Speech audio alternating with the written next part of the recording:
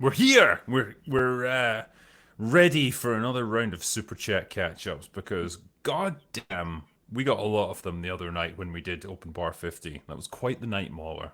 It was quite the night. It went wonderfully. From what I Celebrating. remember, yeah, it went great. That's some luck that was provided by God that we could rotate that many people so smoothly. Yeah, yeah. There wasn't jarring in the slightest, and we definitely didn't have a pile up backstage where we couldn't get enough people in. But that's by the by. It Guys went who wonderful. were super generous with all your super chats. Very true. We are here right now, and we're going to do our best to get through them all tonight. So let's dive right in, shall we? Yes. Okay. So the first one on our list is from Don Blackbird, who says, "This is the proudest day in Scottish history since Mel Gibson in Blueface." Yes, he was culturally appropriate to our people right there. Mm-hmm. Happy 50th anniversary to the bar, and hope our livers survive to see many more. Drink away, fellas, and long live the fellowship. All hail. Thank you. And it was a lovely evening. The Nice to be able livers to went to celebrate that. war that night and they survived. Yes. Barry McCockiner says, "Have you guys had sexual dreams with hot celebs? I have with ScarJo, Florence Pugh, Lucy Hale, Alexandra Daddario, Emily Ratajkowski. How do you say that one? I can't pronounce the stupid Ratatowski? fucking name. Ratatouille? Ratajkowski? Yeah, whatever. The one with the big jugs who thinks she's a feminist now or something. I don't know. I, Justine, and two others. Yeah, so she's asking us if we've ever had hot dreams with any of these girls. I did have one with Gillian Anderson from back in the day when she was still young and hot as Scully. But I remember we kept getting interrupted by people. It was frustrating as fuck, and I don't think we ever Oh, really that's got it on in dreams the for you, dream. yeah. Yeah. I was gonna say I'm almost certain I have. I just don't remember anymore. My dreams, those fuckers go as soon as you wake up, they're just gone. Yeah, it's brutal. But yeah, man, I'm glad that you got to have so many, so many dreams with so many awesome people. Shan Wikram Singh says, "Congratulations on your 50th. A question for the drinker. One of your videos and one of your Twitter posts have shown what looks like your back garden. It looks really big. Are you able to tell us exactly how big it is? Like what? In terms of square footage or like, I don't know." Tell Um, us. I did a picture of the critical doggo in the garden just after I'd mowed the lawn the other day, and yeah, I think that's probably what he's referring to. So I Hmm. don't know how big my garden is. Like it's probably quite large, I guess, in compared to most British gardens. But like I live like kind of out on the outskirts of towns, so like it's not like it's super expensive here. You can get more land for less money, I suppose. So yeah, that's kind of the. I have no idea what it is square footage exactly, so I don't know.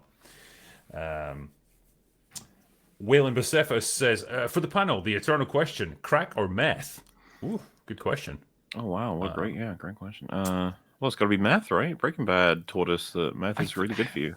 I think so, yeah. Like, that's what kind of turned me on to that as well. If you can get Walter's meth, Mm-hmm. definitely go with that. So, yeah. Also from Waylon Bocephus says, "Anyone need some tape to keep their shorts up?" Oh, Boogie we all does. do. We all do in some ways. How could someone that fat struggle to get their shorts to stay up? I just don't. I'm still struggling That's to how big the understand the shorts were, I mechanics. guess. I don't know. Had he had like a sudden like loss of weight just before the fight? It's when he Apparently, they was lost some weight, both of them, but I don't see how he lost it overnight or something. But yeah, it's yeah. it happens. Luckily, they had some masking tape on hand. I mean, yeah. I just I'd love Mm. to be inside the head of his corner man there. It's like, fuck. I've got the fattest guy on the planet and he's still like his shorts are falling down. What on earth do I do? I've got duct tape. That'll do. Andrew McCarty says, "Cheers, drinker and mauler. Soon you'll have video as long as Cheers and Married with Children. We do need more good shows. That is very true. And yeah, thank you, man. Appreciate it. We'll go for 10 billion episodes. We'll break all the records. We will, yeah. In fact, we'll do a live stream that's 1,000 hours long. How does that sound? I feel like I feel that's too long to me. That's just too long. I'm sorry. It's too long for the long man. Yeah, it's too long. Well, you're just a me now in that case.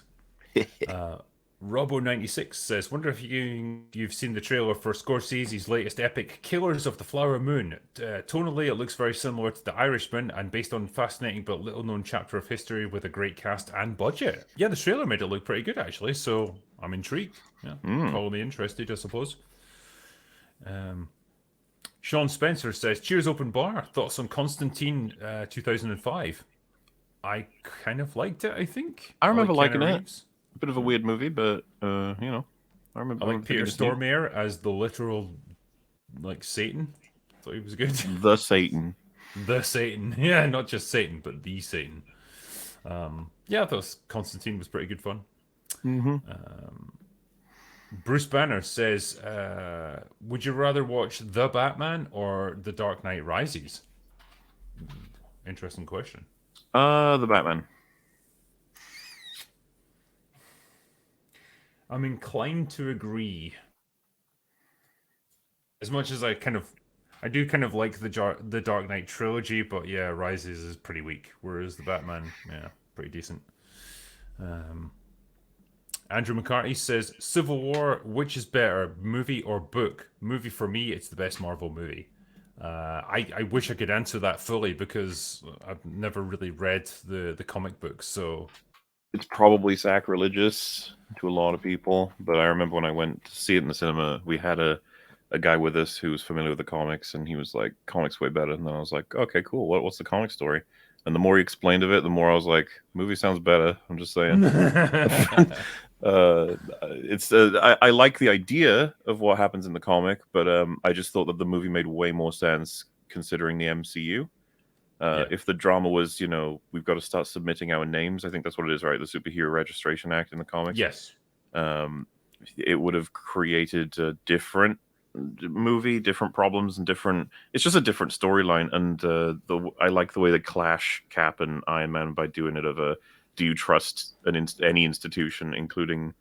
Because remember, like they're like the UN. They've got to sign off on our antics, and Cap is like, I don't trust any group of people. They've always got agendas, and but the response to that is like, yeah, but this is the whole world at this point telling us that we can't just run around doing whatever we want, which I find quite interesting.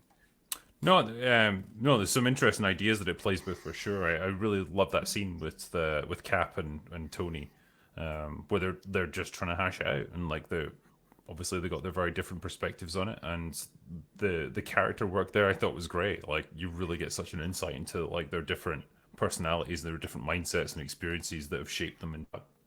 Before Cap has even signed the contract, he finds out that Scarlet Witch is being held in the compound, and what does Tony say? It's like there's a swimming pool at a in-house theater or whatever. It's not that bad of a prison, like this is pretty good. Yeah. But then, he's like, because it's like, he brings up the Geneva Convention and stuff on human rights, and it's like, well, that doesn't really cover weapons of mass destruction, which is kind of what she's classified as, and it's again, it's like a really interesting like thought process for Tony. And it's just really well done because Cap is invested in her as a person, not as a horrible monster witch, which that's in all she is nowadays. Yeah. Whoops, Cap! You should have seen that coming. Yeah. Nicholas Stoyer says, hello, Drinker and friends. For the Drinker, I know you're a fan of Resident Evil, and I was just wondering if you read the books by S.D. Perry. If so, what are your thoughts? Yeah, so he did novelizations for all of the Resident Evil games, and I've always been intrigued to read them, actually, because apparently they're quite good, and they give a little information, a bit more, like, backstory to a lot of this stuff. Never quite got around to it myself, but I'd like to do it, actually. Yeah. Call myself a Resident Evil fan, and I've not even read the novelizations. What am I playing at? Chris Cole says, happy 50th. Drinker, what's your process for outlining a story? Part of writing that any tips? So I'll do this first, and then there's a question for you, Muller. For outlining a story, it's a difficult one because I couldn't rightly tell you where the initial like kernel of an idea comes from. I think that just very much almost leaps into my head from somewhere. But like Isn't when that it like comes the to famously bad question to ask in an interview is, "Where do your ideas come from?" Yeah, my brain. Um, but yeah, like when it comes to actually like turning that idea or that initial concept into a fully fleshed out story, I do a really detailed synopsis. That's generally how I write my books. So I'll sit down, write a synopsis that might be like 5, 8, 10 pages long, with all the major plot points in it, and I can tweak that, move things around, and it allows me to mess around with the story a little bit before I've gotten to the stage of actually writing the whole thing. And it generally works out really well for me. Off most of the plot holes, and yeah, as to where that very initial idea comes from, I wish I could tell you. I just don't know. Like it just that's imagination, I suppose. I guess that's the best way I can put it. Hmm. And for Mauler, I heard that you saw D&D. What did you think? I found it a charming, if rather flawed film. I went to see it with two family members, and they really liked it. And I was like, "This is fine." There's actually scenes in it that kind of made me smile, and Mm, there's moments in it that I was like, "Oh, that was a bit cringe." And then there's contrivances. There's a hole or two, but then there's some stuff where I was like, "Oh, that's not so bad." And there was a guy there who was familiar with D&D, and once we'd seen it, he was like, that when this happened?" And I was like, "Yeah." And he's like, "That's actually a rule in the game, and that's why that happened that way." And I was like, "Oh, that's kind of neat for D&D fans, I guess." mm. I did not hate it. I thought it was just fine. Could have been a hell of a lot better, of course, but it also could have been way worse. I think good-natured would be a way I'd describe it. Like, I don't feel like it was out to subvert anything. It wasn't out to deconstruct anything. It was just there to have a bit of fun, I Yeah, think. pity about its marketing, eh? Because Oh, you yes. really could have fixed that one up. Yeah, Really does I feel like wonder. a film that I was not expecting from what has been said and promoted with it. Yeah. I wonder how many millions of dollars that cost them, that marketing. Swaniac says 50. My girlfriend and I saw Guardians of the Galaxy 3. Marvel's trailer ended, and she looked at me and says, "That'll be good."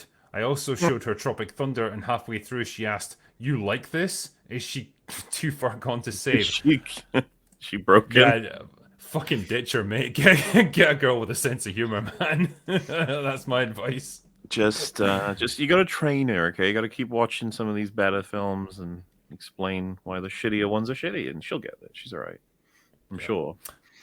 Sinami says, "How and where do you guys get clips for your videos? And Drinker, how do you edit them so quickly? The Marvels is going to force me to make videos soon." Yeah, I was going to. Mo is probably not the guy to ask about editing things quickly, but yeah. Well, the irony there is that I am fast, but I do a shit ton, so it Yeah, takes yeah, ages. exactly. My videos are like 10 minutes, his are like 3 hours. So yeah, the comparatively, But yeah, as for me, like obviously YouTube itself is a pretty fertile ground, like for clips, especially if it's a slightly older movie. You could pretty much find anything that you want there anyway. Failing that, you can always get like a file of the entire movie itself if it's been out for a little while, and you could just pick and choose the bits you want that way. Slightly longer, but there's that. And obviously, if it's a brand new thing, where copyright is going to be a bit more of an issue, then trailer footage is generally pretty useful Yeah, because for most films they release what 2 or 3 trailers in total. So the sum total of that is usually about 9 minutes worth of footage, which is quite handy in its own right. So that's generally how I get my stuff. Kedge says, "Hello all, and congrats on reaching 50. Drinker, if you do reach 100, any chance open bar will stay open for 24 hours like EFAP does once a year?" I couldn't survive that. I'm sorry. I just couldn't do You it. can't do it, Like, guys. You got to leave them alone. I mean, you saw me when I was at the end of the last open bar. I was a slightly worse for wear because I've been drinking for 3 hours straight. You don't want to see me after 24 hours. No way. Kedge64 also says, question from Mauler. Have you seen what's that? Shafrilla's video about making a Super Smash Bros. Movie wouldn't work, and will you cover it on EFAP? Making a Smash Bros movie wouldn't work. Yeah. That's going to be proven wrong. Like, it might be, maybe his point is that it won't be good. That's one thing. Hmm. There could be an argument for that, but like, look at what Mario did. If they get a successful, you know, um, Zelda movie, which is easy, successful Star Fox movie, which will be easy. Metroid, I don't know how well that would do if they did a movie for that. I don't even know what it looks like. I don't even know what, like, but I'd like to see it. If they get all of them done and another Mario movie, maybe even two more, maybe a Luigi's Mansion movie as well. Like, making that Smash Bros. Movie, it's the equivalent of the Avengers. It's easy. For those who don't know, Super Smash Bros. Brawl has a story mode in it. Now, it's pretty retarded. Of course it is. It'll be like something goofy, like, an invading force comes in and it's like a creepy alien that's trying to, I don't know, erase the world of color or kill certain people or whatever. And you're just like, oh no, and they all have to team up to take it out. And you're like, look how amazing this is. Mario's about to die, but Bowser is the one that saves him in order to do blah blah blah. Just payoffs like that. They'll be all over it, and kids will love it. I have no hesitation that a Smash Brothers movie would do incredibly well. I could be wrong, but it's I don't see it. I think that they're gonna fucking make so many of these movies now. After Mario, it crossed $1 billion like a week ago, didn't it? Oh yeah, yeah. It's making so much Well, money. it's well profitable now. Yeah, Remember what happened when Lion King made over $1 billion? They made millions more of these fucking live action things. They won't stop. yeah. So expect the same, I think, for Mario. And yeah, by the way, if they get the license to have Sonic, Jesus, imagine that Sonic is going to star in the Mario movie and blah blah. It's like kids will fucking love it. The I don't think. crossover to end all crossovers. Yeah. But it might be shit. I'm not going to deny that. I'm just saying that it'll be popular, probably. Yeah. RRTNZ says, congratulations, Drinker. Also reminding you about that top 5 films I saw with my dad idea that I had in advance of Father's Day, which is a good idea. And for myself, I treasured those film experiences for over 45 years. Cheers. Thanks, man. Yeah, it is a good idea, and it's definitely something I want to look at. The Fixer says, do you prefer open world games like Skyrim or linear games like Half Life? I think it depends entirely on the game. They've both got their merits, but if you've got a great story, happy to do a linear game. If you've got a great open world that's fun to explore, happy to do that too. Same, yeah. Don't mind. Also, which would be best? Half Life, Doom, Halo, or Mass Effect? For like a movie. They say a movie or a mini-series. I'd say Half Life, to be fair. I think I'd like to see that. Probably Halo, man. Halo had huge potential, and they fucking whatever the hell that TV show was. Did you see that, by the way? No, I avoided it. I just didn't. I heard nothing Ugh. but bad. He says also really glad that JJ never got to work on that Half-Life movie. I wonder if Valve got spooked. I hope so. Crusty Jugglers. Oh, we all hate them. For the greater good. Raise a glass to my legendary dad who died yesterday. He is the one who got me interested in movie analysis, and he died seconds after watching Top Gun Maverick with one of the nurses at the hospital. God damn, man, I'm sorry. Our condolences, man. I know that doesn't mean much, but yeah, I'm sorry that happened. But hey, man, I'm glad you got to see a good movie at the end. That's a pretty good way to go. Dylan Buffenbarger says, a Hail Drinker, my 2 favourite films are 1991's Backdraft with Kurt Russell. That's a pretty good movie, actually. And 2017's Hostiles with Christian Bale. Would love to see you review those 2 great films. I've been meaning to look at Backdraft for a while, actually. I remember watching it as a kid and really liking it. I just, as an adult. I've seen Backdraft. I thought it was alright. Hostiles, I think, was pretty good. They're both films I have little memory of now, though. Obsidian Mug says, my last super got me thinking. It was about the actors of Game of Thrones and what they... Jason Momoa of it, despite being the first to die. Interesting, yeah. Just watched him in Fast 10, and well, he made the most of that role. God.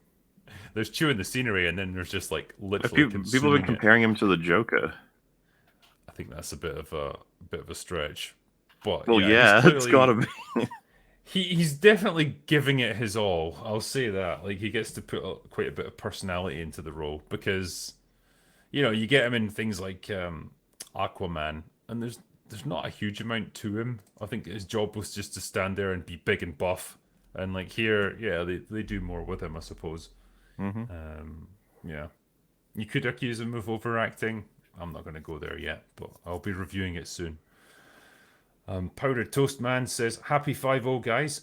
You're all great company every week while I work. Wondering if anyone tried the new Starship Troopers game yet. I had a ton of fun and played it for hours last. Worth the $25. I haven't played it, but I quite like the idea of a Starship Troopers game. Yeah. Just blasting arachnids for hour after hour. Pretty good. Tomorrow Lad says, Happy 50th, gents. Have you ever walked out of a shitty movie? No. I did once as a kid. I walked out of the Flintstones movie. No. I could only have been about 10 years old at the time, and I just said like, this is shit. Can we go home now? And then my dad was like, okay, and off we went. But yeah, that was probably the last time. T1S says, I'd like to thank both of you gentlemen for all the fantastic content across your channels. EFAP, Real BBC, and so on. Mauler, thank you for permanently adding flumpy to my everyday vernacular. No That's a good problem. thing to, that's a good thing to add. Warburton says, congrats on 50 open bars, Drinker and Mauler. Mauler as Aberdare in South Wales. Sorry, they like cut out the first half of that. I heard South Wales. That's all I heard. Oh, sorry. Mauler, as a fellow Welshman, have you heard of the town of Aberdare in South Wales? I think I have. Yeah. I don't know if I've been there though. Okay. Everywhere in Wales. I mean, it's only like 10 miles across, isn't it? It's not that big. Nathan Cassidy says the funniest thing I found about the whole Cleopatra drama is that they thought they could lie about one of the most documented women in history. It'd be like me claiming that Michael Jackson Michael Jackson was Mexican. I mean, it's true. Yeah, it's like it's not like they picked some obscure historical figure that you could probably, you can embellish the truth a little bit. And no one's going to care too much. Yeah, that's hubris for you. LGK says 50. Congratulations. Thanks. What's the next one? NDG says, Gentlemen, thank you for helping me save my money on the waves of sludge Hollywood is pumping out. It's only fitting that those hard earned dollars go your way. Thank you. I appreciate that, man. Timothy Finch. With the talk of anime last week, I wanted to recommend Cross Ang, a great series that parodies the typical protagonist while also having one of the best female protagonists ever. Her journey from being a literal Nazi eugenicist to freedom fighting badass is unparalleled. Would make for a fantastic EFAP miniseries. Nice. Mm. I like it. Ace Shinigami says, First Super, love the content, hail to the fellowship, and congrats on 50. Thank you. AJ Matheson says, congrats on 50 episodes. Appreciate it, mates. Big Dig K says, Hey Drinker, congrats on 50 episodes. Curious, thinking of taking a trip to Ireland. Have you ever been? I want to know your thoughts. The only place I've spent any time in Ireland was Dublin, and that was for my birthday just recently, actually. So we went over there for the weekend, and it was perfectly fine. The Temple Bar area is extremely fucking expensive, but there's a ton of bars and restaurants and stuff there, so it's kind of where you have to go if you're a tourist in the city. But yeah, a bit of an interesting town, really, because it's like you'll get really like cool places like that with loads of nightlife, and then you've got other areas where it's like someone just fucking dropped the Hiroshima bomb on it, and it's like wasteland for a couple of blocks. It's like they've demolished all the buildings there, and they haven't built anything in its place. So bit of an odd place, but yeah, I liked it overall. Haven't been to Belfast yet. I'd like to go there. Patty McKinnon says, Happy 50th, raise my glass of Lagavulin. And we had a lot of guests, so it was good. Yeah. What's the next one? Drunken Git says, "Damn, boys, 50, cracking job. Do stop this beautiful entertainment, you massive clowns. Got my jack and ready to go. Nice. I had my jack as well, and I drank Hmm. plenty of it." Derek says, "Indy 5 might as well be Indy sitting on an island drinking cow tit milk and saying, 'It's time for archaeology to end.'" It's Seems like it. time for museums to end. Yeah. I belong in a museum. Cannon Folderall says, "Arise, drunks and critics, the message awaits. Franchises slaughtered, shots will be taken, glasses be shattered. A whiskey day, a scotch day, ere the hangover. Drink now, drink to ruin, and the mouse's ending." Yeah, fair enough. Good battle cry.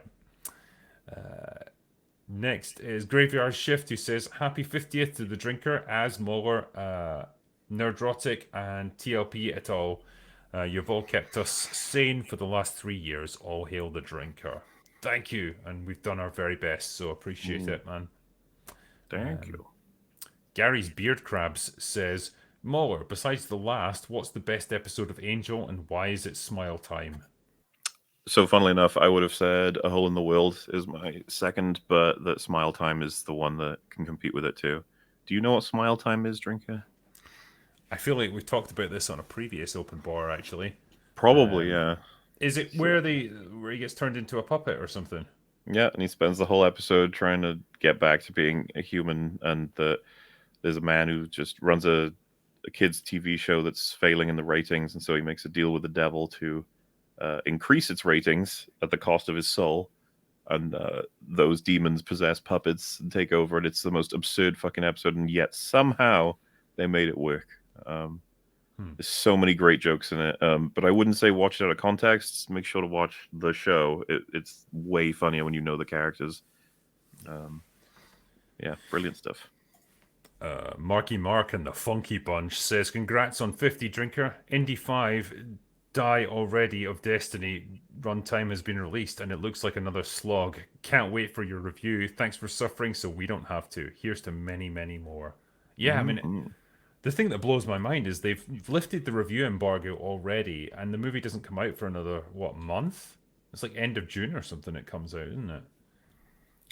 And so you've got nothing but negative publicity surrounding it already. Then you release the reviews, and they're like slating it as so. Don't really know what they expected, but it's not going to be good. Um, Sam Wallace Art says this lineup will be perfect when it has a woman. Well, as it turns out, we had like 3 women on, so that was We great. did. It was triple perfect. Yeah, what's I just say this? Edio says, "Thank you for giving Sisu some attention, drinker. It's nice to have my homeland's movies out in the big world." Yeah, man. I mean, Sisu, I think, is crushing it. It seems to have had nothing but positive word of mouth, and yeah, it's exactly the kind of movie that I think a lot of people are looking for. Just a big, kind of over the top action movie. Doesn't take itself too seriously. No political message in it. Just fun. Pretty good stuff. Hmm.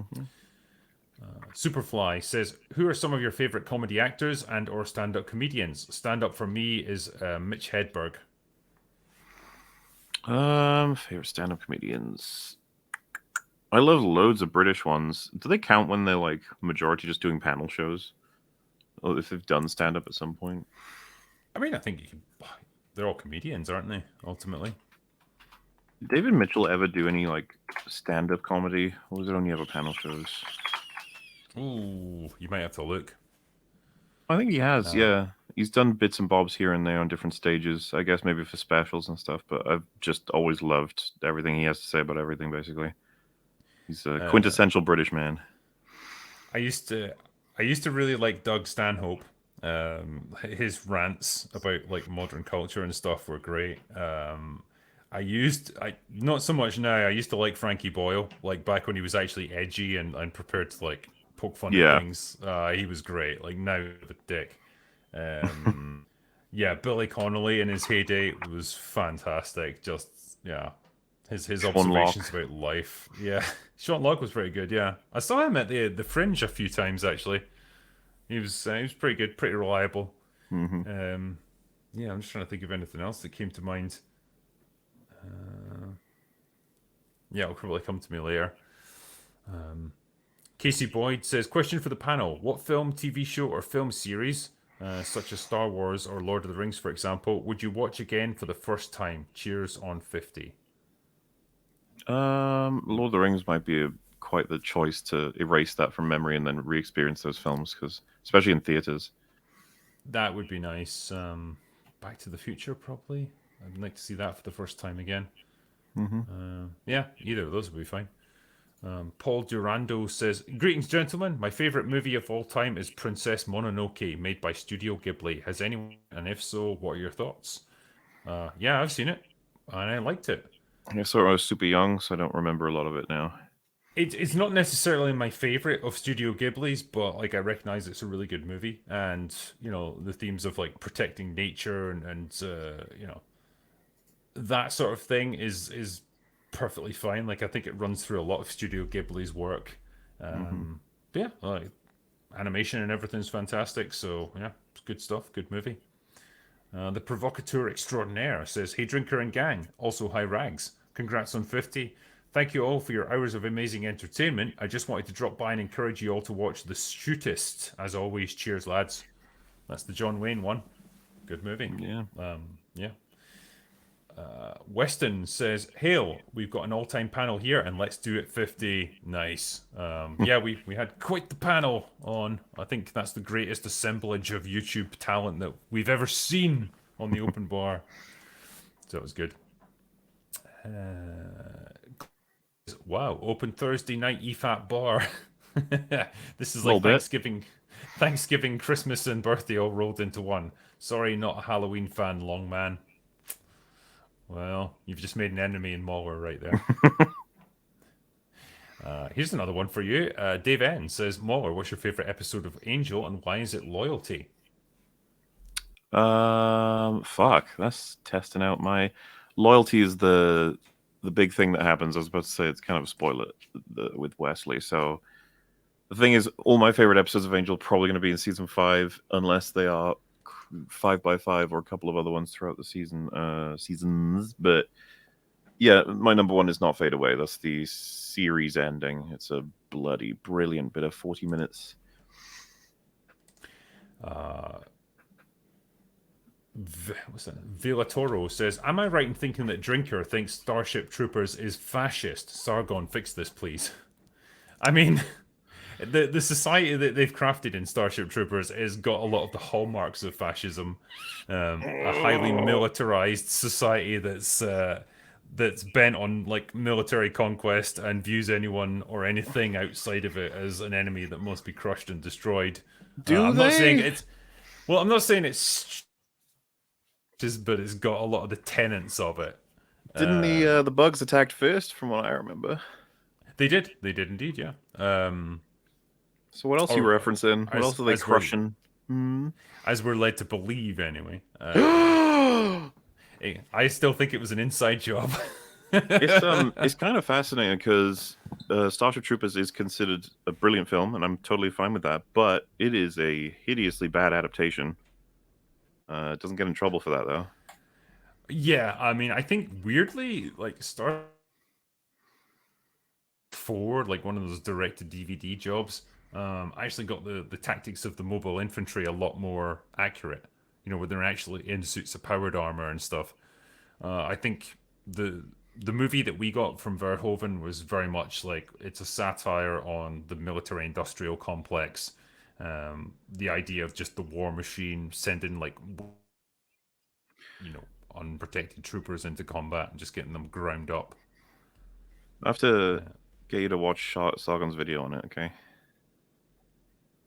He'll next time. I should have mentioned it while he was on. I would have triggered the fuck out of him. It would have been great. I have to remember to do that. Chat, you have to remind me, okay? Next time. I would like to talk to him about it because I imagine he goes into the political systems and the mechanics of like the world of Starship Troopers. I mean, I was trying to be honest with people when I saw his video. I was like, oh, okay, that's actually kind of a good point. There's a lot of things happening in that film that don't really qualify in any way as fascist, and there's a lot of scenes that are meant specifically to be taken one way, but if you really think about it, you can easily go a different way, and then it starts to change how what everything means. And I think it's super interesting. I found it quite compelling. Could I And press you for a slight example, or is it I think too that much to go into? one that I've told you about before, right, is the it's so interesting watching it because I remember seeing Red Letter Media's coverage, and they'd be like, "How funny is it and absurd that you have like mobile infantry made me the man I am today, and he's literally lost all of his limbs." It's like, yeah, it's a fucking nightmare. It's a meat grinder, and it's going to destroy you. And it's going to take these kids who just come out of high school real happy, and they're going to be turned into, like mutilated people as a result of this horrible system. But then you take the other view of the whole point of this system is to give you a sense of like pride and achievement, and that no matter what happens to you, you will feel that you've served not only your like the country, the planet, but your people. And that man has lost all of his limbs, and yet he feels whole. He feels like a very strong and like worthy man, sort of thing. I mean, that's a very optimistic view, but You I can't laugh at suppose that. like I can take That's it. true. That's how men feel when if they've lost something in a war or whatever as a result of them fighting for the country they believe in. They will absolutely feel like men, like strong men. And I'm totally behind that as a concept. I mean, yeah, you could. I suppose you could interpret it that way. Yeah. I guess I'd rather have all my limbs, but if that. If you watch it again, thinking that they know what they're saying, like he's shaking his hand with like a robotic hand, saying, Yeah. "I am the man I am today." You could be like, "What do you mean? You're like fucking a cyborg," and he'd be like, "Well, no, I lost my limbs defending my country," sort of thing. It's the equivalent of that. Mm. No. How much or how many layers that Verhoeven actually intended to put on that, and how much of it's Oh, just unintentional. Like, yeah. if you go strictly from his intention, yeah, he was trying to, parody fascism and stuff. I get that. It's just that film's a lot more complicated than that, or I should say art. Sometimes intentions don't come through. Sometimes. That's true. Um, Gleeman says, "Wow, open." Oh no, sorry, we got that one already. Joseph Donnelly says, "Spoiler for Picard. Why were the Enterprise and Titan flying through a fleet of destroyed starships? Was that from an unused draft of the finale?"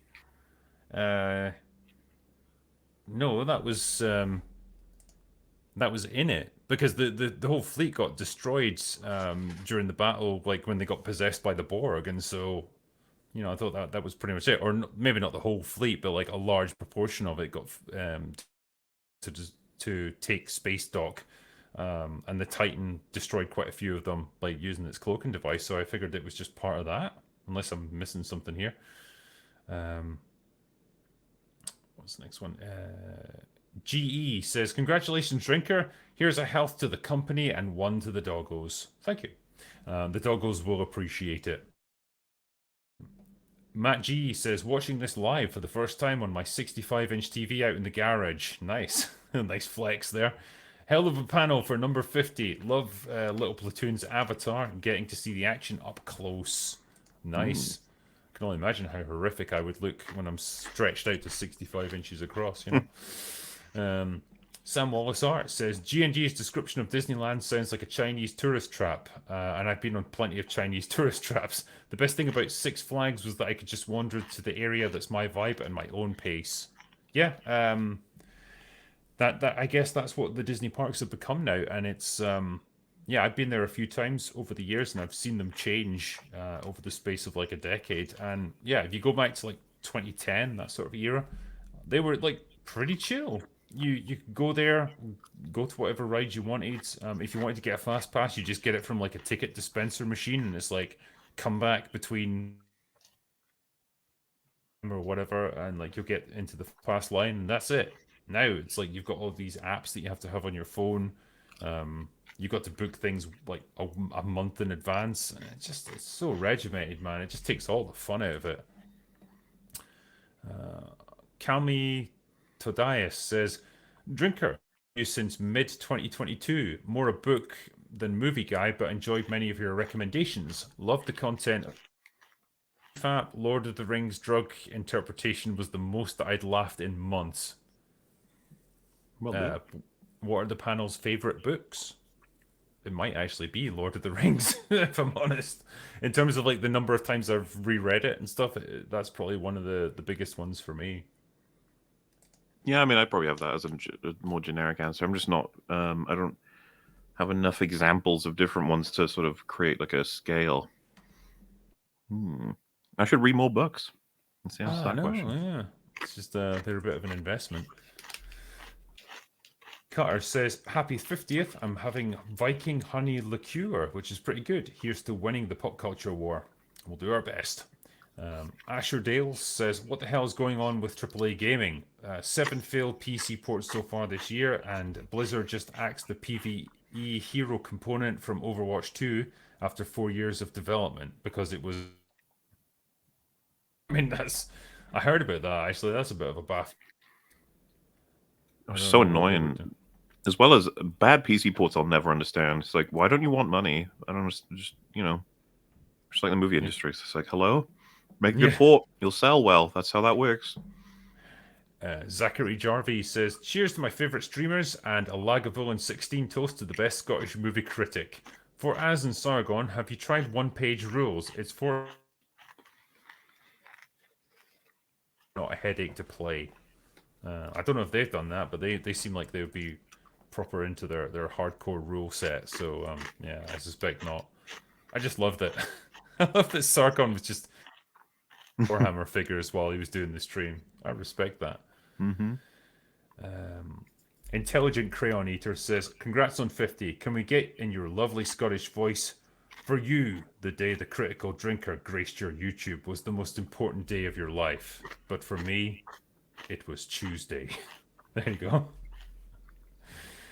Ian So Forth says, 50 open bars sounds like a messy wedding reception. It certainly has been. But yeah, thank Best you for the wedding donation. reception. Yeah. Thank you for the donation, man. Michael Ermish says the WGA strike can strike for years if they want more time to watch the classics. I recently Odo, Garrick, and Quark are great written characters. Yes, they absolutely are. I don't know if Uh, it'll come through on the final version or whatever, but every once in a while you're lagging out and it's like 5 seconds of silence. oh shit, I'm sorry. I don't know. I don't Normally, know how to fix it either. yeah, I don't know if it's uploading okay. Normally, it comes up on my screen with a little like Wi-Fi icon or whatever if it's slowed down for whatever reason, but it hasn't been doing that. So yeah, I'm not sure. Hmm. Hopefully, it's all right. Jay Schwallenbach says, Home from work today, sitting on the toilet, good place to be, with a glass of scotch and watching You Giants. This would be the greatest ride at Disney. You Giants. Hail all PP news. Okay. Good luck Okay. with that, man. But I appreciate the donation, man. Thank you. The Gen X Avenger says, Here's 50 for your 50th open bar. Thank you. Oddly enough, I turn 50 tomorrow. Coincidence? I don't think so. Love these shows each week. That said, I miss the long format movie chats. If you need someone for Kelly's Heroes, let me know. I love that movie. So many positive waves here. What's you and those negative waves, Moriarty? One thing I might recommend more is maybe putting your you're eating. Just I can Oh, hear for it a little fuck's sake! I hate this stupid program. Like bit. Discord covers all of this. StreamYard doesn't. It's so hard to go between each I'm one. You never sorry. know. My I bad. I just know people. I apologize. I know people will mention it. That's all. It doesn't bother me in the slightest. No, no, it's Uh, it's it's annoying as hell to listen to. I thought it was silent. My bad. Knife wielding woman says, "Why is Gundam doing the Jacko pose?" Well, I mean, Gundam's a special guy. What can we say? His ways are a mystery to us. Stephen D says, "You guys are the best. Simple as that. Cheers from Dallas. Thank you, my friend." Zitra Statnice says 50th stream deserves my first ever super chat. Thank you, man. Hail Drinker and company, and thanks to Drinker for introducing me via this stream to Disparu and Little Platoon, who I started to follow. Especially Disparu, to be honest. You rock, man. Well, that's what's great about these things. You watch a live stream with a bunch of guest YouTubers. You might be interested in their. Absolutely.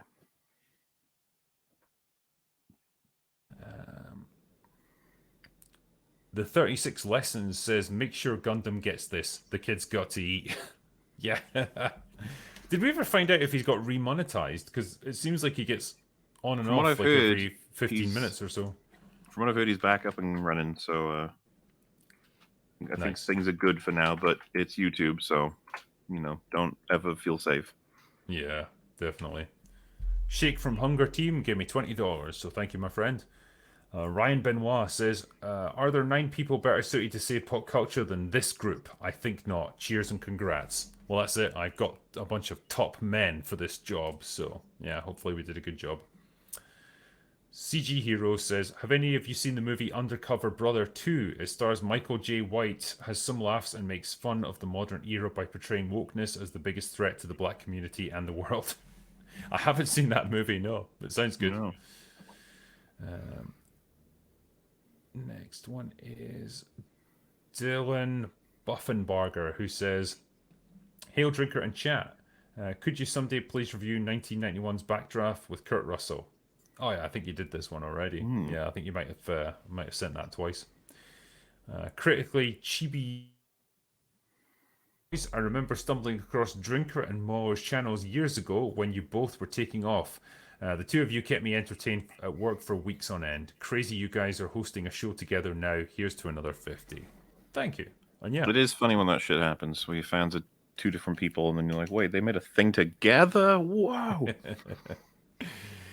Fortune and Glory says, Hail Drinker, congrats on your 50th open bar. Thank you.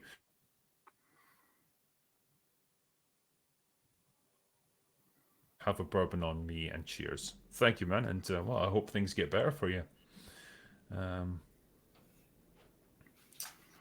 Next one. Andrew Romaniuk says, there's a line from Fleabag, there's a line of Fleabag scolding Indiana Jones for stealing from indigenous people.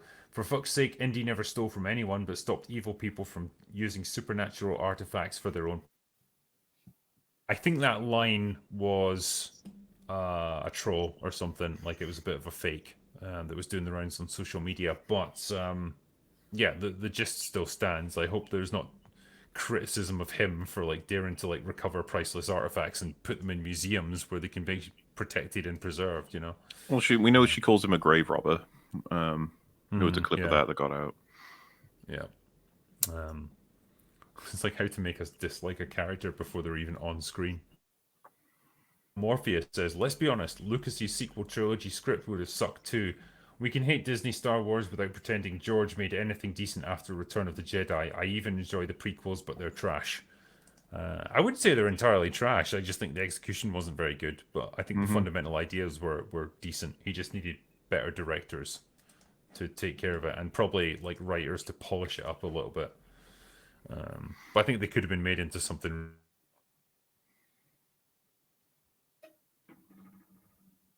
Trilogy ideas. So, Blue Balls Spare says Drinker is going to be the drunkest Alice every time. Also, did Mel get sick from all the toxic masculinity? I think she survived, didn't she? I'm reliably informed that Melanie Mack is still alive, so she survived her brush with us. Social Morlock says, thanks for all the great thoughts and conversations. Drinker, Mauler, Platoon, and all the usual suspects. How about a Drinker Recommends? A Simple Plan, directed by Sam Raimi. Also a great book. I could do that for sure.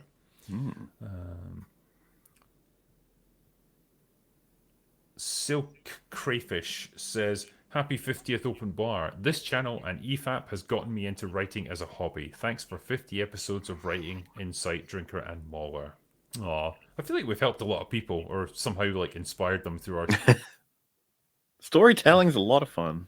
Yeah. Social Morlock, also highly recommend The Artifice Girl. Thank you, and Mauler would get a kick out of it. Great directorial debut, simple and streamlined sci-fi, 90 minutes and only 1 or 2 cringe lines. Plus, it's got Lance Henriksen in it. All right, sounds good. Woke with identity politics in their children's show, Stupid California. If you haven't watched the clip, I don't want to watch. I don't want to watch modern children's animation. It just sounds like it could be horrible. Hannah G says, I'm a commercial realtor in Louisiana, and the hush hush is that Disney is very quietly buying a lot of land in Louisiana, north of the I 10. We shall see what happens in the future. Interesting. Surely they wouldn't relocate from Florida. I mean, the amount of money that would be involved in something like that would be insanity. I mean, it could be that they want to have another theme park, I suppose, but yeah. Hmm. Blaze Stone says, I catch the stream 30 minutes in and I see six people I both like and recognize, one of which is Sargon. Today's a good day. Each of you have a drink on me. Thank you very much for the donation, man. I really appreciate that. And yeah, we had a good old panel. It was nice to have so many people in. Hell yeah. Mark Colreevy says, happy 50th, drinker. No achievement for an angry, drunken Scotsman. Been a regular open bar viewer for a while. Keep up the good work. Here's €1 for every open bar. Buy yourself a Bud Light on me. Thanks, man. I might not take you up on the Bud Light offer, but yeah, I'll put it to some good use, I'm sure. Have you ever seen Hard Target, by the way? Yeah, that's a Jean Claude Van Damme one. Just because I haven't seen it, I just saw a clip. Lance Henriksen's coat is just on fire, and while he's conducting the scene, he's just slowly taking it off and then throws Yes, it away. It's like, I guess it's pretty because iconic as a scene. wasn't that John Woo who directed it? I do not know. I think because there's a lot of slow mo in it. It just made me think of that. I also know that he's armed with like a single barrel shotgun that has to be manually reloaded every time he fires a single round. Yeah, I remember that movie. It was quite good actually. Yeah, it was pretty stylish. Let me see. Target. Also, someone posted a fun fact, I guess, about Lance Henriksen, I'm guessing. He broke his hand while filming Piranha 2 The Spawning in Jamaica after jumping 40 feet out of a helicopter during his own stunts. A crew member took him to the local hospital, but the sight of chickens rooting in a dumpster full of bloody bandages prompted him to reconsider medical treatment. He finished the shoot in extreme pain with a broken hand. That's early way for him, but it had yeah, Van Damme, Lance Henriksen, Arnold Vosloo as well. Damn.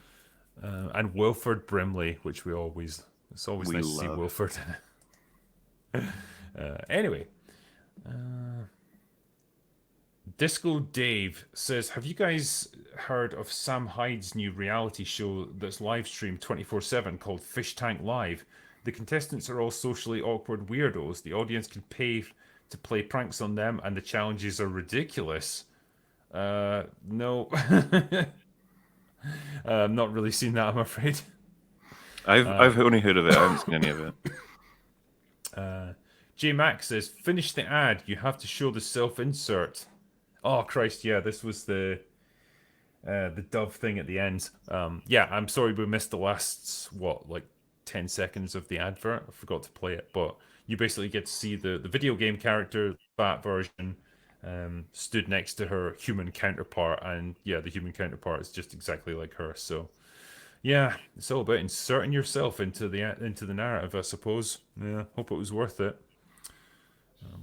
Shauna Bass says that Dial commercial looks like a Pixar short. Is it meant to appeal to teens and Disney adults? It's like all of the media has been invaded by people to mentally launch. Um, Gravely Mistaken says, what about the ton of gamer women who make hand over fist money exploiting the hell out of cosplaying at conventions? Guess Dove doesn't want their business. Is that the other 25% that they left out? Yeah, I mean that's true. It's bullshit, you know. I would be interested to know their survey size and like who they actually chose to speak.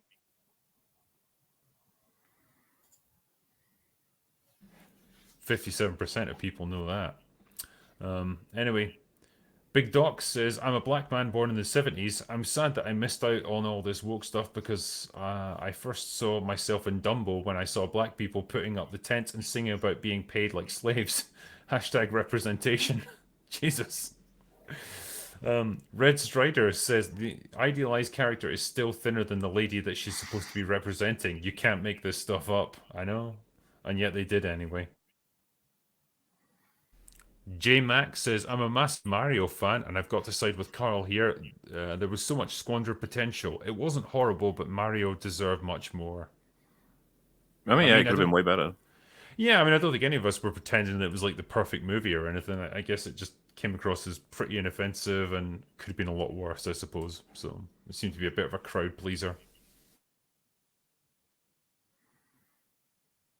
Wears dresses, enjoys heterosexual normative relationships with masculine men in my entertainment. I feel underrepresented pretty much everywhere. Make movies relatable again.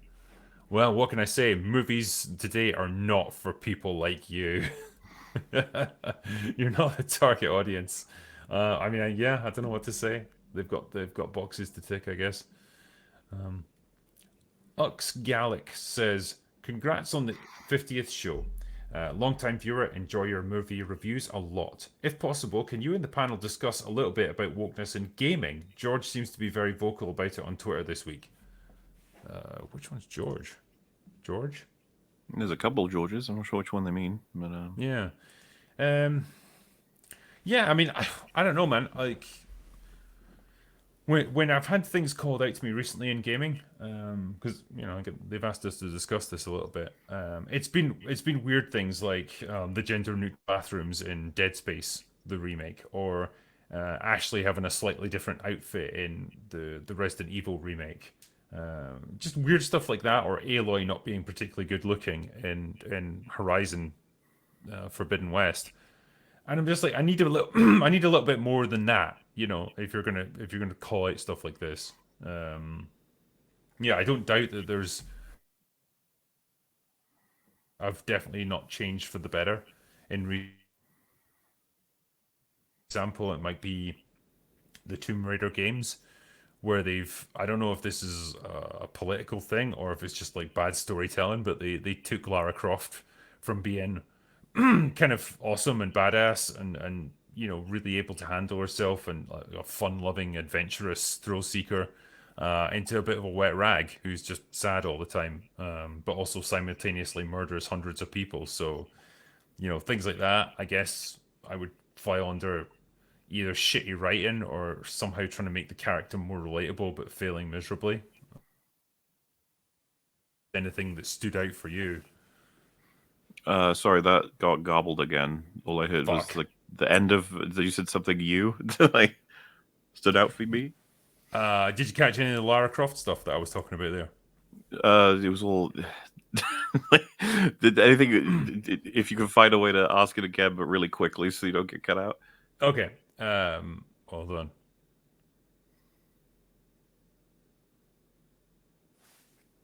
I feel like it slowed down there for a second.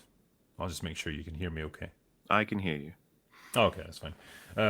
Yeah, like I guess an example I might pick of you know, bad changes within the video game industry, if you're talking about Hmm. wokeness and stuff, it would maybe be the Tomb Raider games, where it felt like Lara Croft got changed from this like ass kicking adventurer who was, fairly confident about herself and not afraid to flaunt her attractiveness.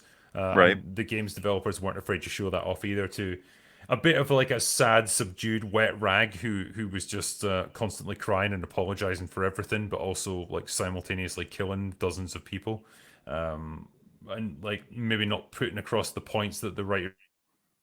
No, it Um, froze. Oh, okay. Keep going. yeah. Um, and so yeah, that maybe you could cite that as an example of shit writing in gaming today. I was You could on board maybe. with the idea of seeing how she became, Lara Croft and who she was before whatever event made her that way. I'm on board with that, but I remember getting pretty bored with it when I first played the first of the reboot games, and I haven't played the other two. I don't know if you have. Yeah, I played them all. Hmm. Yeah, bored. Yeah, kind of like you. I'm fine with an origin story, but it has to be over. And at a certain point, you have to actually transition her into being the Lara Croft that we remember. And it's like they've never done that. She's just still stuck up with the training wheels on, and it's really Right. fucking frustrating. I do think there seems to have been a general trend towards making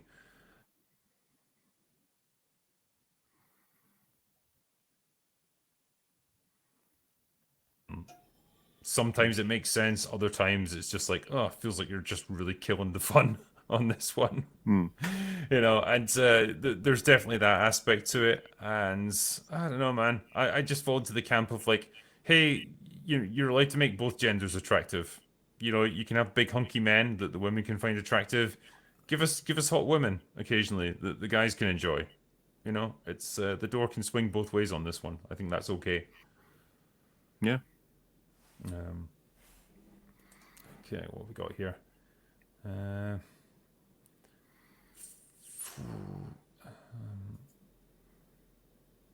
Yeah, Frozen in the 80s says it's nice to see a 6'3", 200-pound plus man kicking ass like we had in the 80s. Extraction 2 trailer looks awesome. It does look pretty good. It does. That's out soon now, isn't it? Um,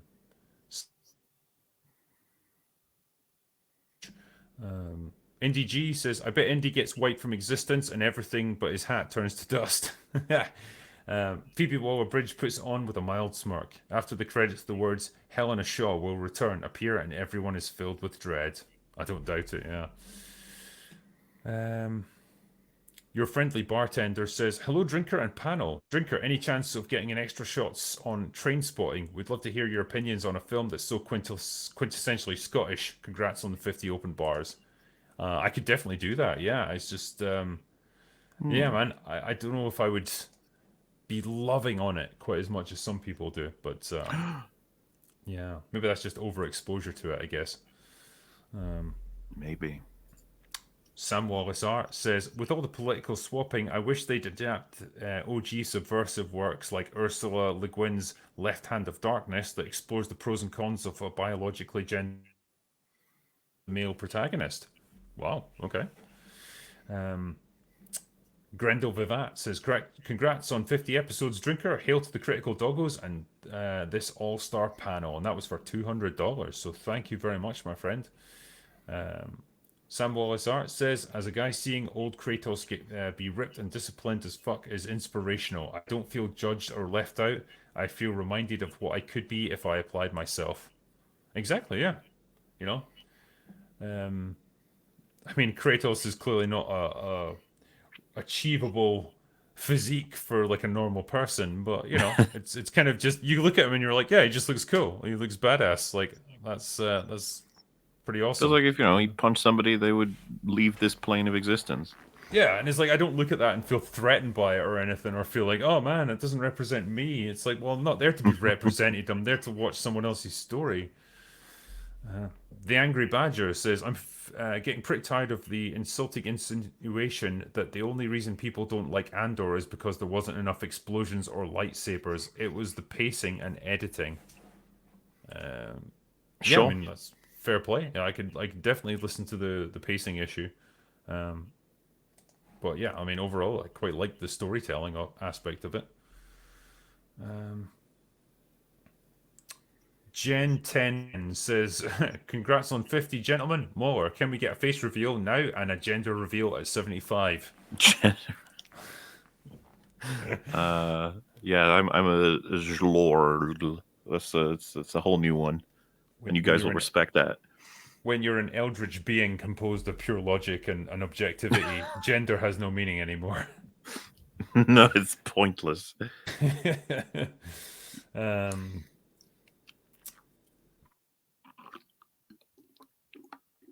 Faces of all the bikini models so they wouldn't have to pay them. Is that true?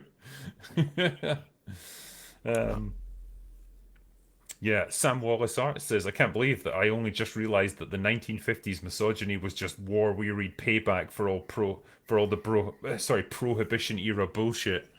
There you go, yeah.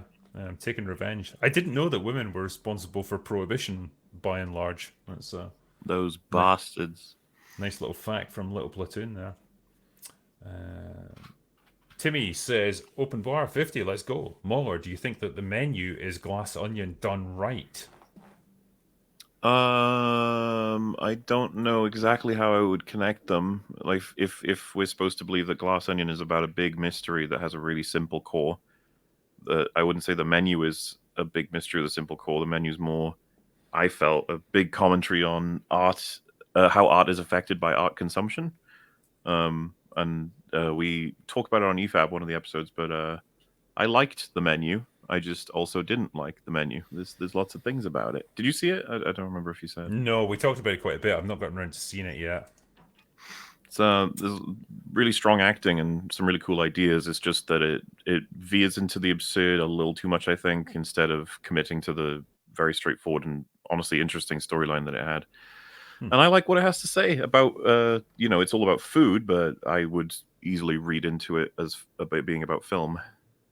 And I agree with a lot of what I think the points are. Edward Chandler says, "Hello, agree with trashing of Kingdom of Heaven until I saw the director's cut. Scott even comes on at the start to tell the audience that this was his intended version. It feels like a completely different film. I still thought it was really long and boring." Like, I know about all of this, and like, oh god, when they see our coverage of it, they're not gonna like it. yeah. It's like, yeah, I agree, guys. The director's cut is the way better version. We're like, oh, that's the one we watched. Because it's weird because it's like visually and from a technical perspective, like I can totally respect that it's a well-made movie. It's just like the story that it's telling is so fucking long and slow and dull and boring. I'm just like, yeah, I'm not gripped by it. I just wanted it to be over, and it never would be over because it was so long. So, I'm not gonna lie. What's this next one? Yeah, here we go. I am Zod says, "Drink, damn you! Congrats on the 50th episode." I mean, I feel like I did quite a bit of drinking on the night, so yeah, I got there. Mm-hmm. Mo Zizlak says, "Mauler, what did you think of Wrexham FC's care about soccer?" Yes, I said soccer. Also, did either of the film Air? It's worth your time. If you just ask me what I feel about a ball event with sport, I'm afraid I got nothing for you. But I give it a thumbs up, I guess. Go sports team! Yeah. Have you seen Air as well? That was the other question. Oh, no. But I've heard it's good though. Okay. What's this? Baron Air Shamian says, "What do you guys think of Aragon? The books are great. The movie sucks. The story is all laid out. A faithful adaptation would have been awesome. Cheers." I've got no real thoughts on that movie, I'm afraid. Yeah, I've I never. don't think it made much of an impression on me. Mobile Recluse says, "Hello from the Philippines. Been following since 2020 and cheers to 50 and beyond." Thank you. Glad Yeah. you've been enjoying it. Silk Crayfish. So a Dead Space remake question. Why did looking for Cross in hydroponics like in the original, and why did Isaac not look for Cross, who he met before leaving the ship in the shuttle? Sorry, you lagged on the first question. What was the first question again? God damn it! I'm wondering if it's your internet because mine's not coming up with any issues here. But anyway, well, I'll try again. Silk Crayfish. Why did Temple never go looking for Cross in hydroponics like in the original? And why did Isaac not look for Cross, who he met before leaving the ship in the shuttle?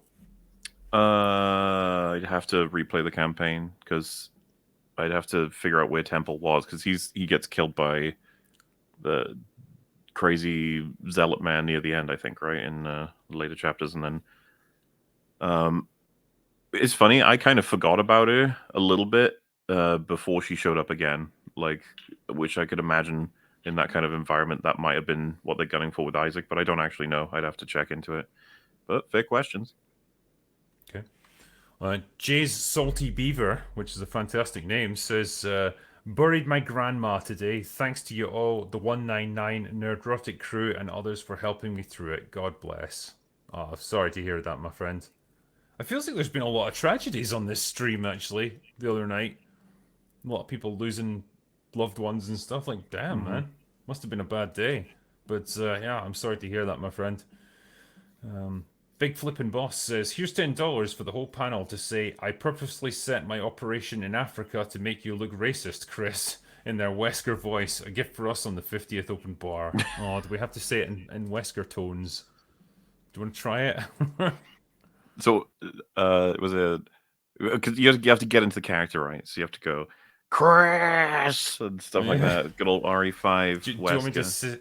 Yeah, do you want me to say it and then like hopefully you'll remember it as I say it, I suppose, and you can Sure. try. You'll do a far better version than I can. Okay. I purposefully set my operation in Africa to make you look racist, Chris. I purposefully set our operation in Africa to make you look racist, Chris. There we go. We need that in the new version, okay? Uh, Jonas Beauregard says, with Peter Pan and Wendy covered, did any of you get to see the craptastic Pan from 2015? It got Hugh Jackman singing Smells Like Teen Spirit for no good reason. I What? didn't see Pan, no. I've never heard of that. Is that like a theater thing or an actual movie? No, it was a real movie, I think. Let's see. Is Yeah, this... so let's go. What we got? Oh, yeah, that's a real Rooney thing. Oh, my Mara. God. What's Hugh Jackman looking like? Okay. Why was Kathy Burke in it? Why does this look so cheap? It What's going on probably here? Why did was. this get made? Why? 150 Why? million budget? Jesus. When? How have I never heard of this?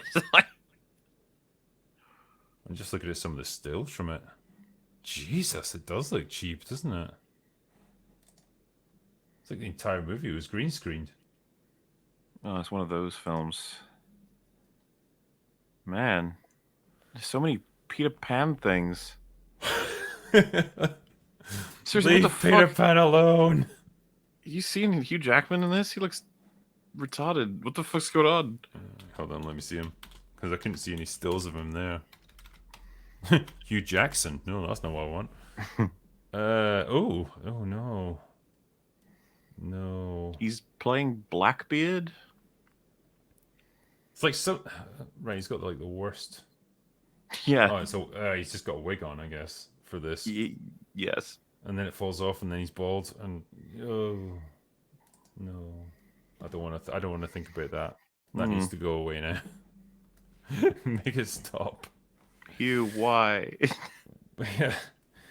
J-Max says, my wife and I met Shatner at a convention. He said my wife had nice legs. Fucking good on you, Shatner.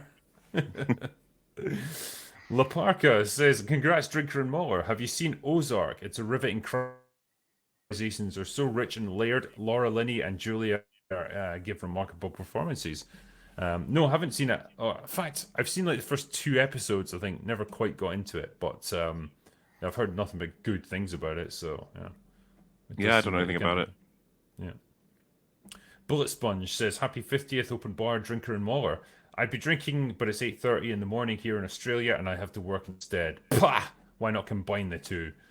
Here's to many more open bars. Thank you, my friend.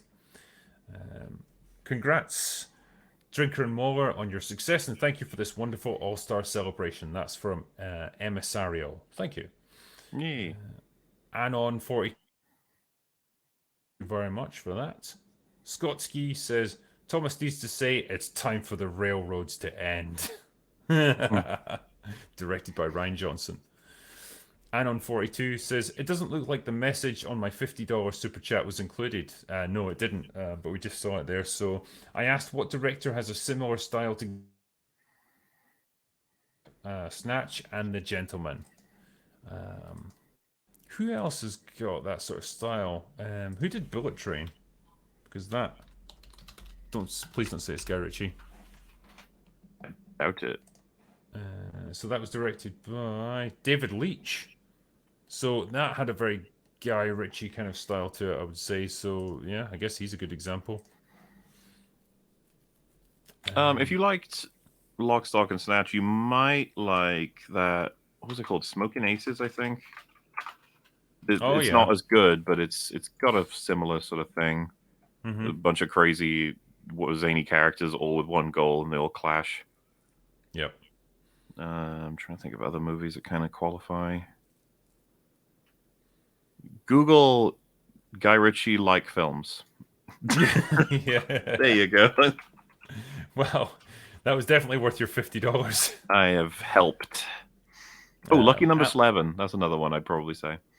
Yeah, it's pretty good. Um, Alex, in fact, would you could we class Edgar Wright as a kind of Guy Ritchie type director? So at that point, I just need to know what you're thinking about. Is it like snappy editing you're thinking about, or Yeah, that's kind of where I'm going with it. Yeah, yeah, just like sure. really good, really like slick transitions and the ability to move things along pretty quickly, and pretty like sharp dialogue as well. I would say. Yeah. Um, Alex Marshik gave us $20. Thank you. Um, Silent Bob 78 says Wheaton 2023 when Ken Jennings crossed the picket line. Wheaton in 2008 when Abrams, Kurtzman, Orchie, and Lindelof crossed the same line. Crickets. Well, okay. Mm. Um, Peaceful Viewer says, did anyone see the reviews coming out of Cannes for Indiana Jones? Yes, we did. David Elric from IndieWire called it a waste of time. Telegraph and the Irish Times didn't have great words either. Yeah, the Telegraph fucking annihilated it. Harrison Ford's speech was beautiful, though. Yeah, I mean, No, good well, on there's him, I that. guess. Yeah, he's saying goodbye to his favorite role, I suppose.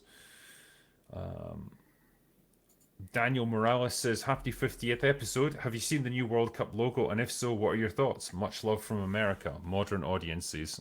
What's the new logo?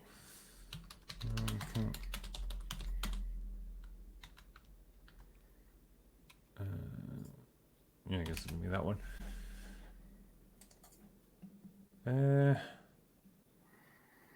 I don't know. It doesn't look. That might be the Cricket World Cup, actually. Hold on.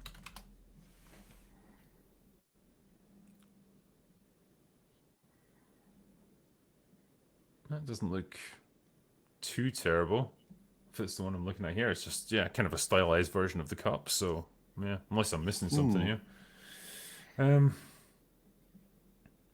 Happy Nihilist says, would you rather have best possible version of Guardians of the Galaxy 3 or the best possible version of Endgame? Endgame. So many characters getting juggled, and it's the end of the MCU. I would like to say that Endgame is a great end to the MCU. That'd be nice. Hmm. Yeah, that would be. Grendel Vivat says, look, can we all believe Drinker can consume that bottle in 24 hours? I mean, I could try.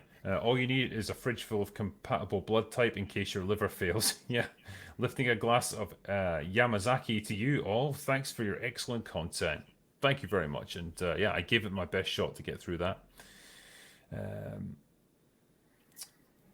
what's Logs and Cabin Ninja says, love everyone on this panel. As a man who can't grow facial hair, I'm jealous of all three beards on display here. Maybe some more whiskey will help me out. Yeah, eat some haggis as well. That'll put some hair on your face and probably your arse as well. So yeah, give it a try.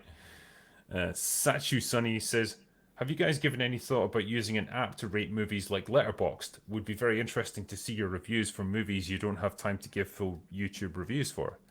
I mean, no movie that I watch, like new ones, I will review it. So yeah, I don't want to get to that level of like just giving like a 5-star rating or something. You know, I'd rather give my thoughts more fully. Yeah, makes sense. Quinn Thompson says 50 shows already. Well done, Drinker and friends. These chats help me to stay sane while working in the modern world of animation. Question: who would you choose to make a big budget Discworld project? Christ, the Discworld books. Um, I mean, I know approximately fuck all about like the Discworld stuff. Same. Um, yeah, I mean, I think I saw a bit of like the Hogfather. That was like a Discworld like spin-off thing from like 10 years ago or something. But yeah, I'm not knowledgeable enough about it at all. I'm afraid to give you a good guidance on that one. Jason Richardson gave us a super sticker saying, "You're amazing." Thank you. M4 Sturm says, Happy 50. Thank you. And the last one is from David Brennan, who says, Unlimited fucking power. That's a brilliant way to end it. Thanks, man. Yeah, Appreciate that. And yeah, thank you to everyone who joined us on the night. It was an awesome stream. it Um, the was. the generosity of these super chats was incredible. It's very much appreciated. And yeah, I'm glad we can give you guys a little bit of entertainment. You know, I hope you enjoyed it. And we will be back for Open Bar 51 just in a few days. So look Who forward to that. knows what we'll talk about? I know. Who knows what crazy, stupid shit will happen in the meantime. But yeah, we'll stay tuned for it anyway. Mm-hmm. But for now, that is all we've got for today. So